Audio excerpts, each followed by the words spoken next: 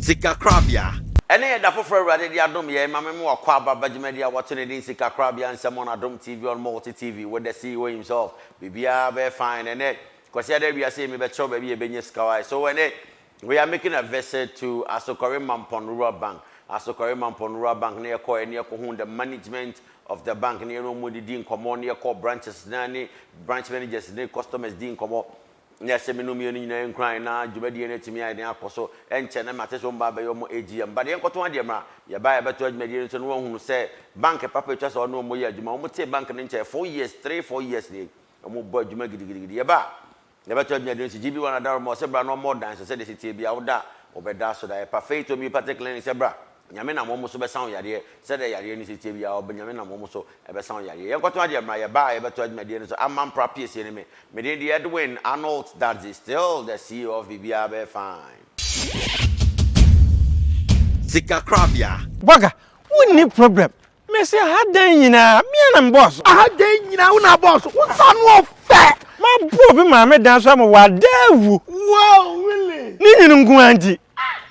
Area hanyina. Had den yina one boss. Yes. What's on fair? And you ready me chow for my laton kwam. We need problem. We need problem. What's say? What about this? Me see me ni area hanyina. Who ya zaon? Kabe chinedi. One na so board dan wa hanyina so. Wait, what me? So say adwuma pa. Hey, amove. Boga, mo so mo ba ya mo so mo ni so nya hyehyehye. Nya se de bi o matwemodi. Me see me dan GB1 for the boss mama. GB1 eye company papa pa mo bodan so. Me sere ko GB1 sans o mo tem o mo IBR, o mo alo zinc. Yo mo sade batum ko emboss, chop boss, and also need the emboss. Yes say agro ne form. Feeling gadoti for ni ko hwe. Me pa chop mama nkofu bi abo me dan so ama me. Na dan no nsuo to enwunu se dem de kente ko nsuo no. Eno kra de ye obese stand pa problem. Sister, kafre don che. GB1 for re-roof yo mo taste. Sibani ya boss na say ya. O mo poso nyina no masai ne foforo at affordable price. Enti wo mutimi ma color blocking se bia chance na dan color bia pa bia. GB1 for form chameleons because color bia opa o be na suo dan so. Me pa cho location wo fine. Hey, ofin so akom. O be kom sambo si wo bam. Ya se bai ma e be hia wa. Wa gani e ya so money so nya serate. O go konya se GB1. Am I ready? Obehu GB1 Industries wa koma e ben custom barrier wo fin so kwan so. You can face homeopathic clinic here. You share your crown chronic diseases. And some are what by your home. You do share fidiem. Na fidiem no explaining the pediano. Na access how when they want the pedianum. Your chest will be a 1 year stroke arthritis problem. Who the pebi won't go to German how. And also who the pebi was sciatic problem. So pebi born in a bee when your name yare.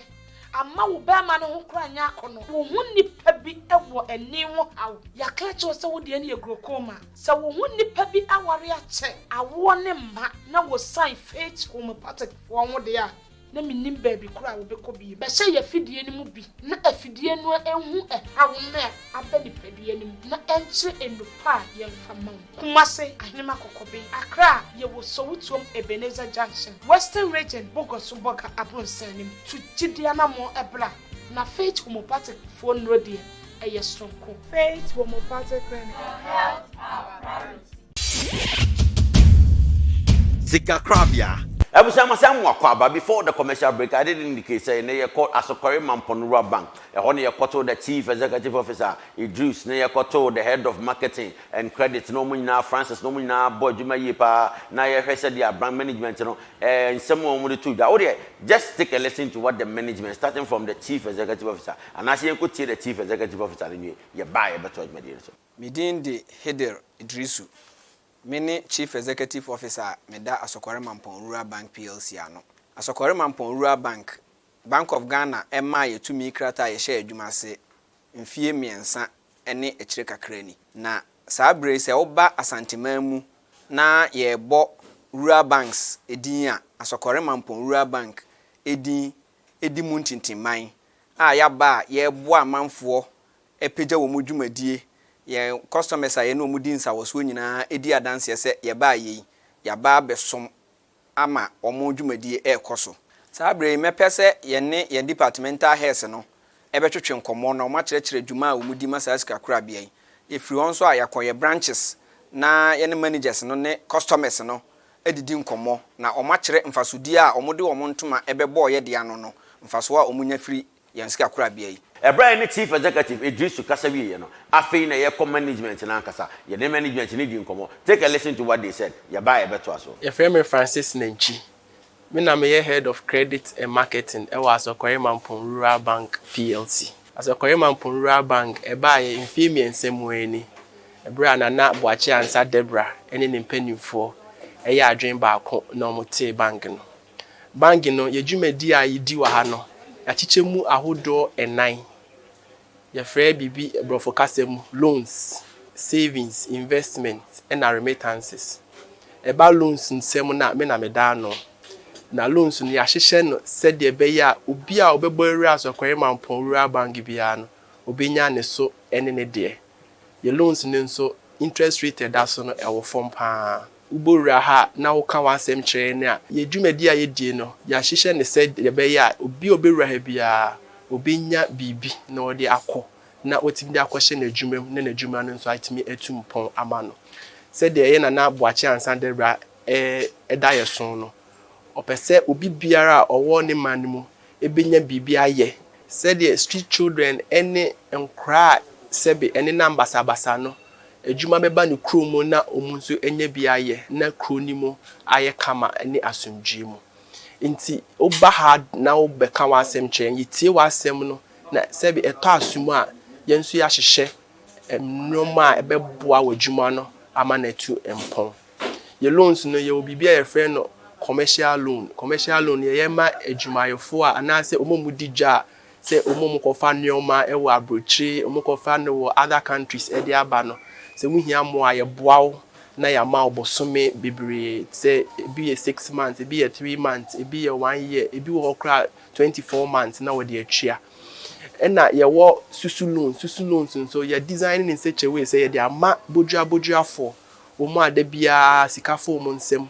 ye won emofra anase emabaawa ye siesie omo kama ombeba ho na de wa ho odin betimi no say 10 Ghana cedis say 5 Ghana cedis wo de ma wo ma after 30 days utimi to ne saa to aso after 30 days no na ya hwe wa ho odin ne so na de ama abosia utu abosia ne nso a kwan a wo fa so to susu no saa na wo be fa so e de atwa abosia no se na wo to 5 cedis a utu abosia na 5 cedis na wo betwa nti unhu kra se wa de abosia atwa ubeti wani na wotwe ni nyina wie na yesa o gospel loan nso yesiesie e de ama sorry a ewo ye mantemu ha omo si omo dan omo hia bi de akototo instrument omo nso bowura mu number ne ye be ye adwuma na omo hia mo a itimi boa nti ye dwumadie ni ahyehye se de be ya obi biara o ye mantemu no so onya ba Asokore Rural Bank na ohia mo anko a ye betimi e de aboa no yesa wo savings no ye wo current account ye wo savings account ye wo susu account de bia kakra obenya no betimi de abesi ha na hanso de wode ade sika beto ha etise de wode sika akọ ahemfie enyra because Asokore hene ene nsa hye bank yase na nanso de se de wasom no munim se ontimi ndi mo hwamboda eba remittances nso a ebia ye mofra na ye nua no mo wa abrochi so mpeso mo di sika enso esende emrewa wo fie nso a no nso ye di hu dwuma mo de brewa obetimi aba Asokore Rural Bank aba yi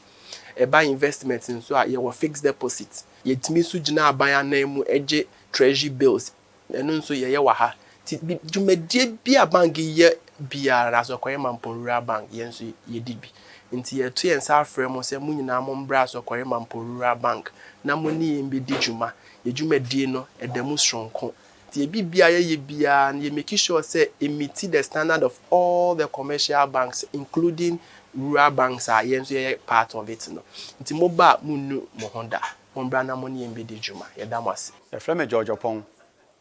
me na me ye head of internal audit and control me ye dwuma wo Asokore Rural Bank ya ewo Kumasi Ashanti region na dwuma medi no ha no mo me dwuma ne se o hwe bank hihye ya aban edema all financial institution bank bia ye wo obi e fe no internal auditor or internal control na yene yɛbɔ bank ne ho ban esikasɛm mu wohwɛ enkrata eguhwɛ nyinaa ɛyɛ policies ya Bank of Ghana, APS Bank, GRE, and our Registrar General Department, or Masha Amaye, ya yedi ejuma ewa bank yimu. Yeni jumedino Emma bank ni etumpong, emesikasem, ene emla ya ese bank ni di ejuma no, etimi ekoso. Bruni beka bibi se watchdog, bibi tafre sa. Se yene yakwakoye jata ya yeda bank ne kwaya no ya yenhwe se enima boni bia dai ebesi fa yedwuma pa no enkrata anko na ye ho dwuma ye office ya yenye bibia wa ha se enkrata ne mmra ye be se mmra ya aban dia ma bank no empanifo no de be ya adwuma na yodi adwuma nso a ekopepe pa na se ba bi bechia na yedwuma bi nse yesanso eye like a consultant ye advice ye tufo ye kyerɛkyerɛ mpanifo no ye ne yehwɛ sɛ mpanifo wɔ babi obi sɛ nea otwasa no onusi na kyerɛ akyea enti ye de ne sɛ ɛsa mpanifo no etwa no ye ne yehwɛ sɛ wɔn akyie dɛ ɛnkyea enti sɛ shareholders no directors na ɔmo mutumi ama mpanifo sɛ momfa nya adwuma no auditor no wo ye eye of the board. The me person chene say wo na wo hwe board na achi say hye ya board no e de ma management no because omo no emra na mo kwan mo betena ha bi nya adwuma etiye ne ye wa ha na mo say as a board eye ya ye behwe ama mpanifo no head of finance, head of credit, general manager and all the branch managers including all the staff obi ade mra na be ye adwuma pepepe na ama botaya omo bank no investors any customers in fact show pa na bank customers dia why am I saying that customers no na omo edo omo sika abeto ya ne mo say ye mo ho bai ema wo mo iti ye ni botane say ye hwe protect the interest of the customers and the shareholders and the other users sani humanity here broni wo bofi bi say assurance giver. You can say assurance giver. We assure the customers, we also assure the investors, we assure the board, we assure the general public at large. Say, obi nsika da hebia no. With the presence of internal auditor nti, musika na safe. Enti obi nsika ba hebia. Me assure ne say Asokore Mampon Bank, bank ya udu sika ba tuha no ma safe and protected. Me dindi Yahaya Mahama. Dodo no friend Mr. Y. Me na me ye head of finance and operations at Asokore Mampon Rural Bank. Bank adwuma no gina ne kredie ene perepere yeso yie. Bank of Ghana otintim nkrata ye gina so e de boy customer sika ho ban. Magima titru ame ye ne se na me bu bank no ho sika sem akonta na de tiene se ba bia ya disika nso be kwa akwohye no o se etimi ya bia sa business kro no na bank kro no o wo fapen o gina so na so a biribi ehia sika bia nsabeka titru se ye bebo ye customers no sika ho e ban yi amomo no manya de da so ama ye se Asokore Mampon Rural Bank die would sika beto ha woda no wada enti na see we make your financial matters very easy for you ye mausika same ye boko ma enti obi bia wa ye wadwene se o pe ba bia wodi usika beto fu ani kire Asokore Mampon Rural Bank ye behwe wo sika do si ye ama woda no wada wonni problem kura miewani na bra Asokore Mampon Rural Bank ni ani wonni dwa ogoso we Sika Korabea Nsem yankoto ade mra ye ba Sika Korabea na ye ko Asokore Mampon Rural Bank ye ba ye be ko branches no na ye ne customers na quotation komo na hye me no me ni nkran na watimi du sika aba beto Sika Korabea yi Sika Korabea. Welcome to Alpha and Omega Publications. You are assured of quality services on graphic designs, book publication, and general printing. Our services range from filmmaking of all sizes, textbook publications, including Alpha and Omega series from crèche to JHS. We also undertake services in branding and packaging of books, calendars, book binding, posters and invoices, t-shirt and clothes printing, flyers and all general printing. We are located at Asafo, Labour Runabout. For further enquiries, call 03220 407 93 or 0273 601 207.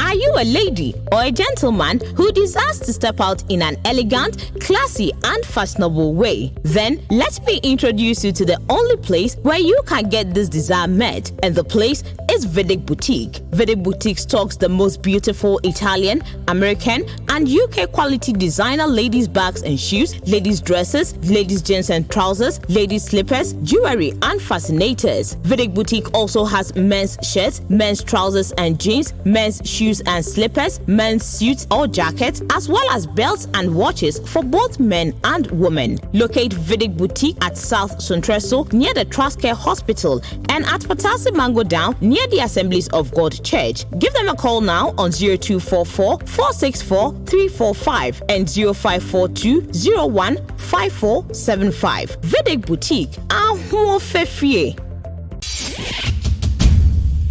Sika Korabea. Masam Wakwaba, where is Sika Korabea? And we are still on. I am your call Asokore Mamponura Bank, near any management in Edwin Como. I feel any branch managers in Edwin Como. Yes, I say, your call head office or more branch managers or your call Mrs. Abanga, no, so Nsem to join the customers. I your call 9 woman back, or not so. What be a sport was Tom Adonko or BBI to me because take a listen to what the branch managers and all kind and one the customers or Makaya by a better. Me did Janet Abanga.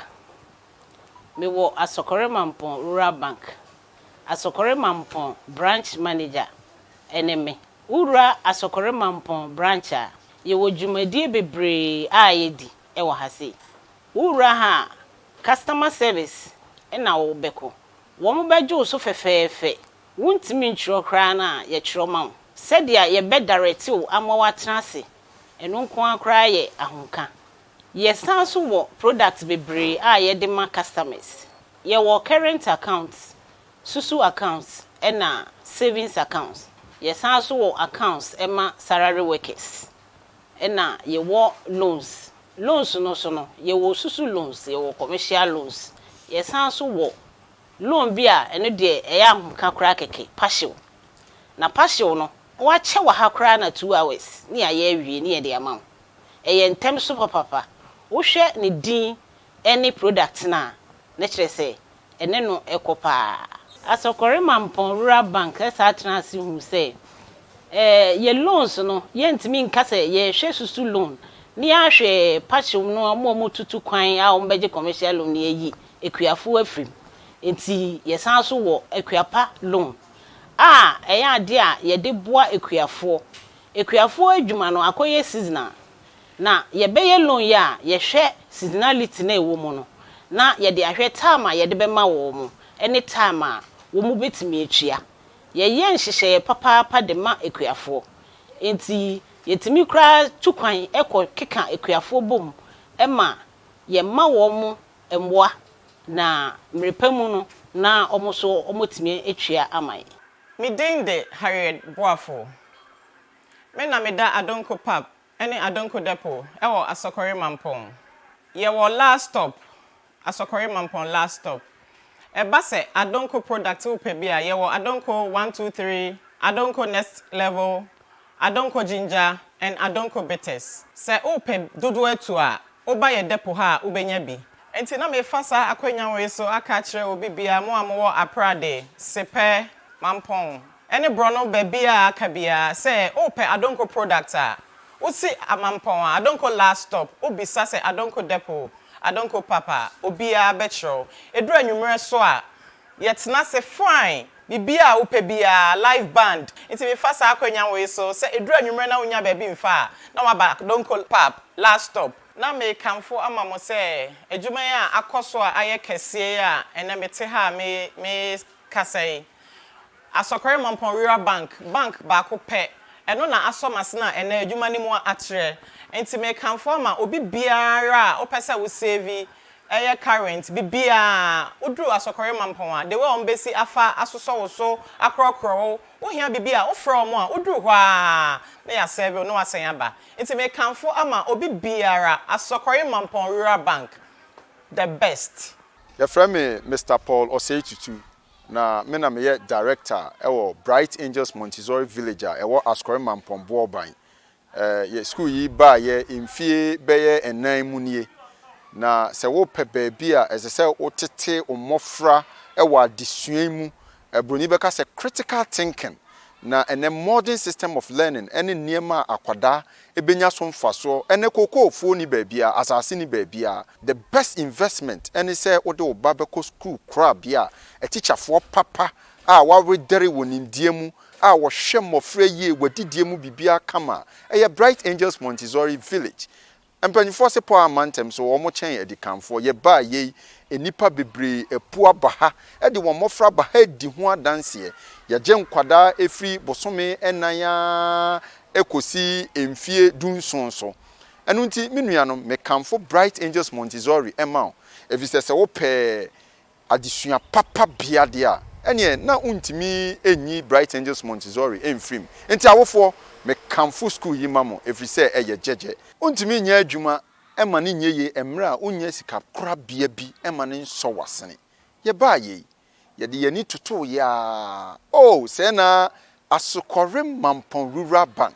omo de broni beka se they are either first or with the first omo ba ye omo so yasene mu efise mpanifo se enam eduaso na se ahomade hu suro ntimi nuanom mo amuwo area ha mo amuwo Kumasi metropolis Asokore mampon rural banker ewo Asokore mampon wonjumedi a edimonti watimi abie branch emre kakra bi ewo Menhia Palace na chese esese ye soa banki menua se oye dwadini se wo bie adwuma ketwa se wo bie bibiti se school sorry enwa ketenkete ahodo momfa mo ho nkodomo na de eye me dekora ne se broni beka se dia human relationship open na no maba na so credit officer no adu office say na apese ye no omosama technical advice ebeboa ama wadwuma no atumpo na umpe we na apede menua tutumika fa sapo bebomidie mu na senia omaso ama misku yi atumpon saa na omonso so ombeboa enti tutumika ne kom ho na ombehwe kama pa me pa choye frame me enin bedubuatin adwoa CEO of Vednan Hospital yewo Kenya se ufri Asokore mampon eba utwam wo bobaya akaka krabi amawaduru Ejawusu junction eho ene yewo kwan ho ye ni school bi a ye frɛ ne Adia Montessori ena ebo animhwe Vednan Hospital ye hwɛ sebi yare bia ye wo doctors akukudam ewo aha ye hwɛ apemfo ye hwɛ mofra afi ye san ye surgeries ahodo nyina ewo aha sei afi ye san ewo scan machines eno nso so ye twa scan ewo ha ehwe yare ahodo a ya eha nipa ye wo ECG machine eno nso so ye de hwe akomamu enso so ehu yare ahodo a ewo ho na fe ye mawo ehu eduro ye san so wo physiotherapy ewo ha a womu apomu ayemre ebia obi a wanya stroke anase wo yare bi amroye bi wo ho no nso so ye san ewo nipa a wo nso so akwadare ewo saa bia no mu omutumi eboa saafo no ma wo enya won ahoden entem etumi enante afi nso so ye san ehwe ani ewo ha ani no ye hwe bebre ye wo space a ye de ema obi wo ho a otena afidie anim kura eya na nani eha no te se computer ye wo eno de wo ho ye wo yare ankasa nso so de e wo ho a ye de ma Yewo niema ahodo bebre a yewo ewo yen facility afa so Vietnam kro no a esan so ewo mother care ewo ase a eno nso mother care no yeton enkwada niema bia efri eda yebewu abofra no ekosi se obenyini adi beye mfie dunum de yewo niema nyine ebi ewo ha yesan ewo organic shop nso so a eno nso so ewo Vietnam premises na nso so yewo organic shop nso so ewo ha ye de ebua afofra a wo nso ba ebia wo ba na wo mpe abrofo de no nso so a ye be ma wo enu nso bi aboa wo na me ekase niema me bubo so nyina no se asida bi wo hɔ a ye de be ma Asokore Mampon Rural Bank no kwasem nie Asokore Mampon Rural Bank eye bank a wo mo boa afoforo pa enkanka wo mo a afe no wo mo hye dwumadie bi ase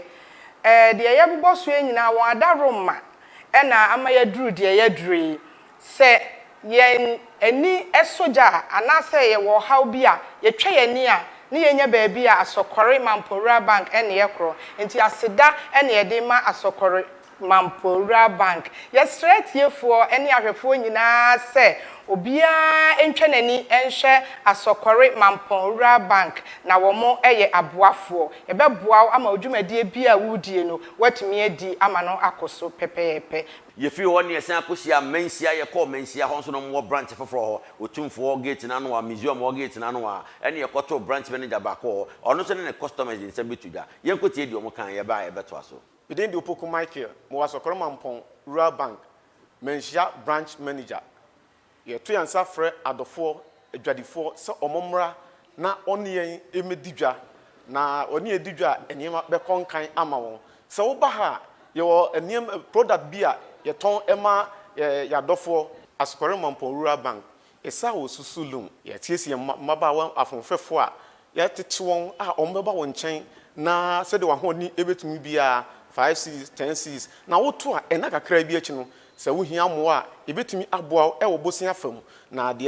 dekora ne se ababa wan agi usika na perahe na wonya message se usika na ababa wan begie no akoto account mu ye beba won na so se edwom se ye lorry station se ye school mu se ye office ye besie ye siesie mandada on beba won chen enye wo na wutu anamo abaye ho na wotu a ena kakra bi no so wo hia mo aso a ye de beboa ama de ahye wadwuma ama wadwuma no de etima akonkan ama usikasem ayemre ayeboko e di ama afenso Asokore Mampon Rural Bank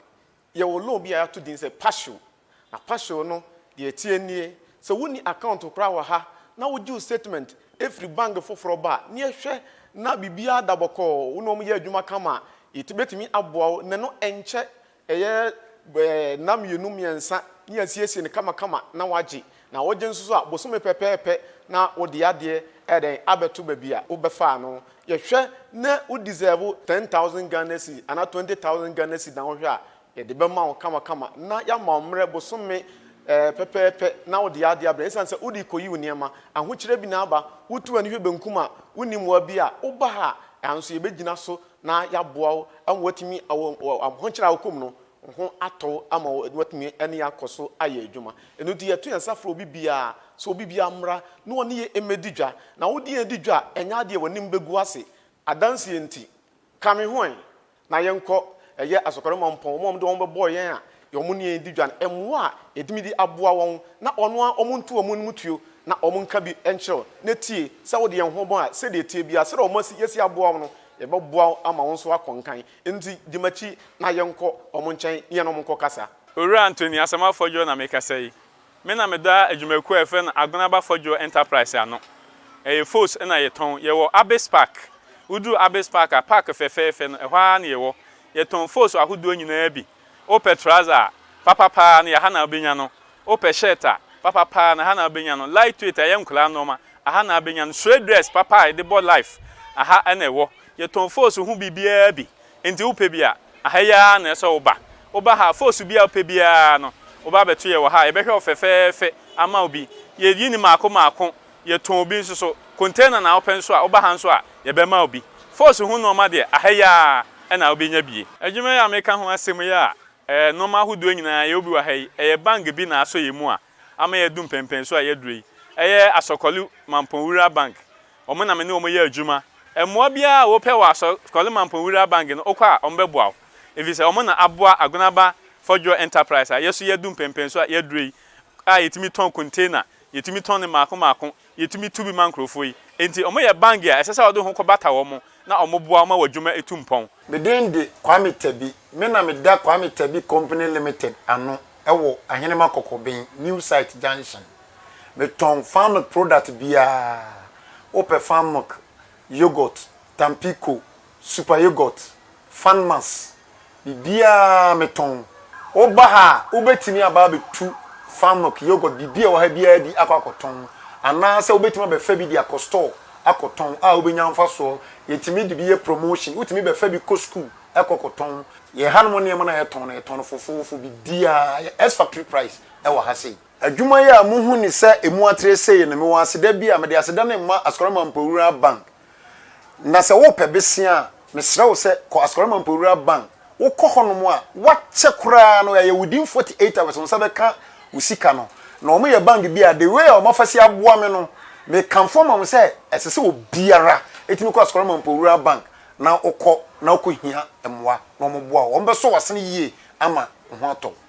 Nyamisha also nya brewe Sika Korabea Nsem na management amekwoto omu nyina se Mr. Yaya the chief executive officer here Idrisu Sana Francis so head of credit and head of marketing omo boa ma adwuma de nyina timi ko so auditor so Nyamisha ye pa se for King George Nyamisha ye pa na me cameraman Lens se Jare Johnson akosan Becky Brown ba kope on ye me makeup so ye wedding no so wakono your makeup kama you look good do kuma se kasia o he Becky Brown and now for Facebook now bo Becky Brown or be Germany ya kama amount we say we naturalizing this and ni dina sia ba be no Becky Abraham Brown ni dina no Nyamisha we bia Benedict Ebenezer Dakoya Adom and I am a production manager Nyamisha Nyame Adoma ye share biwa ye beto adwumadwe so e wo Sika Korabea Nsem so amam prapie me din the Edwin Arnold with the DADZIE Dadzie still the CEO of BBR Sika Korabea